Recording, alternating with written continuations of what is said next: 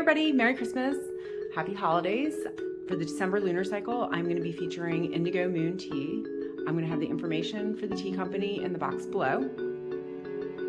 For December 7th, full moon in Gemini, I'll be featuring Gingerbread, which is honeybush, ginger chip, rooibos, and orange peel. For December 16th, third quarter moon in Virgo, I'm going to be featuring candy cane, which is spearmint, peppermint, and honeybush. For December 23rd's new moon in Capricorn, I'll be featuring La Befana, which is white tea, fig leaf, pine needle, and honeybush. And for December 29th's first quarter moon in Aries, I'll be featuring East Meets West, which is sage and black tea. All the branding and the design is done by Sophia Molina. That as well will be in the box below. If you're interested in any of the teas or the design, check out the links below. You guys have a great holiday, be safe, have a great new year. Ciao.